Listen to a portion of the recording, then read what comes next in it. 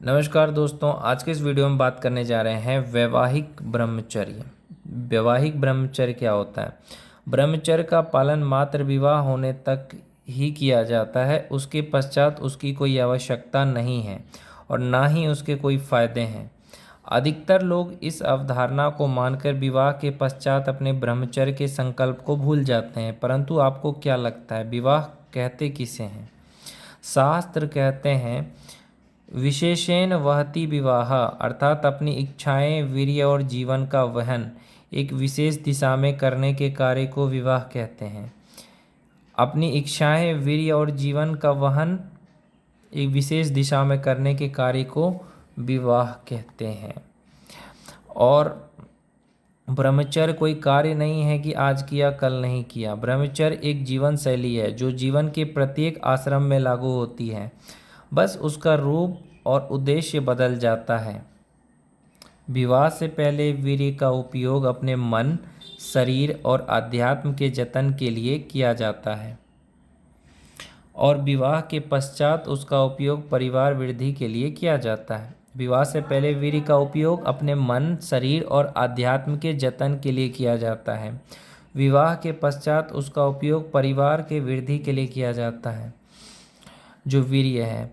अतः आदर्श रूप से एक ब्रह्मचारी को विवाह के पश्चात वीर्य का उपयोग मात्र संतान प्राप्ति के उद्देश्य से ही करना चाहिए। जो आप अपना वीर्य है, ब्रह्मचारी जो है वो अपना वीर्य का उपयोग मात्र संतान प्राप्ति के लिए करेगा।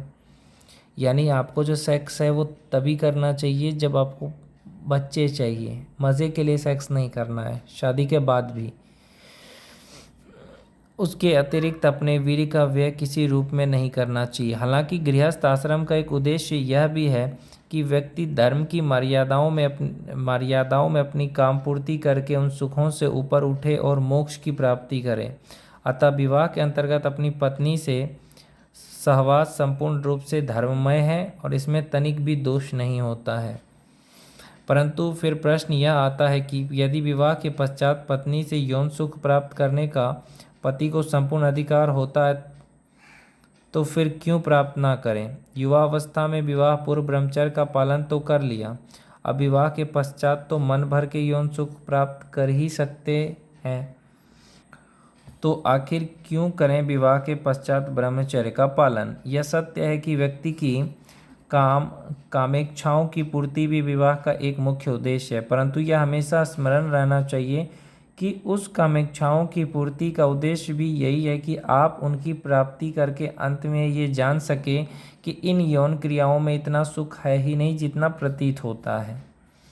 फिर इस तथ्य का अनुभव करके आप अपने भगवत प्राप्ति के मार्ग पे और अधिक दृढ़ हो जाएं, जो कि यदि धर्म की मर्यादाओं में कोई काम पूर्ति करता है तो समय के साथ हो ही जाता है।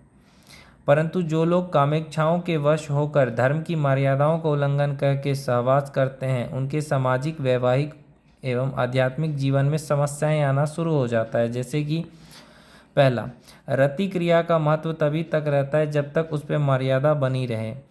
अमर्यादित मैथुन से पति पत्नी एक दूसरे से जल्दी उब जाते हैं, परस्पर भावनाएं कम हो जाती है और फिर रति क्रिया का कोई महत्व नहीं रहता है। अब डेली डेली अगर सेक्स करोगे तो उससे क्या होगा कि आपका मन ऊब जाएगा। आज के समय में पहले के जैसी संपूर्ण समर्पित पत्नी का मिलना अत्यंत ही दुर्लभ है, जो अपने पति की प्रसन्नता के लिए निरंतर कुछ भी करने के लिए बिना कोई भेद बुद्धि के तत्पर रहती हैं। अतः ऐसे में जब एक पति अमर्यादित रूप से बार बार सहवास करता है तो फिर दोनों में मर्यादा नहीं रहती है और पत्नी का सेवा भाव कम होने लगता है। अगर आप बार बार यानी दिन में 2 बार सेक्स करोगे डेली तो आपकी पत्नी को भी अच्छा नहीं लगेगा, इसलिए ये चीज़ें आपको नहीं करनी चाहिए। और क्योंकि आज के समय में अधिकतर स्त्रियां प्रौढ़ अवस्था में विवाह करती हैं, तो उनकी उम्र के कारण यदि उनकी कामइच्छाएं जल्दी पूरी हो जाती है तो फिर जब पति की बारी रह जाती है तो पत्नी के दिमाग में पति के लिए कामी की छवि बन जाती है। एक धर्मयुक्त स्वस्थ संतान की उत्पत्ति के लिए भी गर्भाधान से पहले कम से कम 3 से 6 महीने के लिए पति पत्नी दोनों को ब्रह्मचर्य का पालन आवश्यक होता है। अगर आपको बच्चा ही पैदा करना है तो कम से कम 2 साल तक पति पत्नी ब्रह्मचर्य का पालन करो। यानी आपको बच्चा पैदा करना है तो शादी के 2 साल तक आपको सेक्स नहीं करना है, उसके बाद आपको जब बच्चा पैदा करना है तभी करो। ये चीज़ यहाँ पे कहा जा रहा है कि शादी के बाद अब 2 साल तक या 1 साल तक दोनों पति पत्नी सेक्स से दूर रहो और उसके बाद बच्चे पैदा करो। आजकल जैसे कुछ लोग शादी होते ही बच्चे कर लेते हैं, ऐसा नहीं करना है आपको। ऐसा ना करने पे जन्म लेने वाली संतान भी असंयमी और कामी होने की संभावनाएं बढ़ जाती है। जो लोग जल्दी शादी करके तुरंत बच्चे कर लेते हैं तो उनके बच्चे एकदम अच्छे नहीं होते हैं।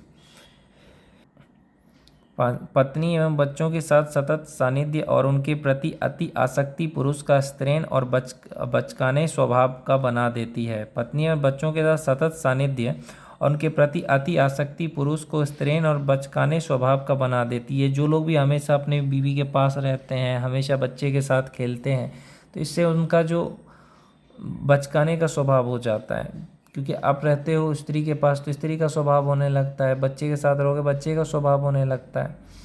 और पुरुष जितना अधिक भावनाओं में बह जाता है उतना ही अधिक उसका परिवार दुख में बह जाता है। अतः पुरुष का गंभीर होना अत्यंत ही आवश्यक है, जो कि संयम मात्र से ही आती है। पुरुष का गंभीर होना, बलवान होना बहुत ज़रूरी है। और वो कैसे होगा? ब्रह्मचर्य से, संयम से, अपने पे कंट्रोल करके। अतः पुरुषों को अपने परिवार से समय निकाल के अन्य पुरुषों के साथ पौरुषवर्धक कार्यों में संलग्न होना आवश्यक है, जिससे वे अपना पौरुष ना खो बैठे और परिवार का स्तंभ बन के रह सके। तो कैसे करें विवाह में ब्रह्मचर्य का पालन? पत्नी और बच्चों को प्रेम और समय अवश्य दें। यानी पत्नी के साथ आप 1 घंटा बात कर लो दिन में, 1 घंटा रात में। बच्चे हैं, बच्चों के साथ थोड़ा सा खेल लो, परंतु अपना अधिकतर समय अन्य पुरुषों के साथ पौरुषवर्धक कार्य करते हुए बिताएं। जैसे कि कठिन व्यायाम करें, एक्सरसाइज करो, शास्त्रों का पठन करें, निर्बलों की रक्षा, समाज की सेवा, संतों की सेवा, धर्म का प्रचार, दुष्टों का नाश करना, ये सब काम करिए आप। अपने कर्तव्य के अनुसार पत्नी की ज़रूरतों को पूरा करें और उसे खुश रखें। पत्नी की क्या ज़रूरत है उसको पूरा करिए, परंतु उसकी खुशी को अपने जीवन का एकमात्र ध्येय न बना दें। विवाह के पश्चात पति पत्नी संबंध में अपनी मर्यादाएं बनाए रखें। पहला, पत्नी अपने पति का हमेशा पिता और गुरु के समान आदर करें और उसकी आज्ञाओं का पालन करें। पत्नी जो है अपने पति को अपने पिता के समान समझे, भाई के समान समझे और उसका आदर करे, उसकी बातों को माने। पति अपनी पत्नी का बेटी के समान ख्याल रखें, उसकी रक्षा और भरण पोषण करके उसे लाड प्यार से रखें। जो पति अपने पत्नी को बेटी की तरह रखें, उसकी रक्षा करो, ध्यान रखो उसका। पत्नी से कभी विवाद ना करें, उसे अपशब्द कभी ना बोलें और कभी भी उस पर हाथ ना उठाएं। स्त्री पे हाथ उठाने से पुरुष के जीवन भर के पुण्यों का नाश होता है, ये चीज़ याद रखना। पति को कभी नाम लेकर ना बुलाएं, उन्हें प्रभु, स्वामी, आर्य या फिर अपनी संतान की पिता कहकर बुलाएं। रति कर्म के अतिरिक्त एक दूजे को कभी नग्न अवस्था में ना देखें और रति कर्म की मर्यादाओं का पालन करें। कभी भी पति पत्नी एक दूसरे को नंगा मत देखो। परंतु क्या है ये रति कर्म की मर्यादाएं? कब, कैसे और कितनी बार करें पत्नी से सहवास?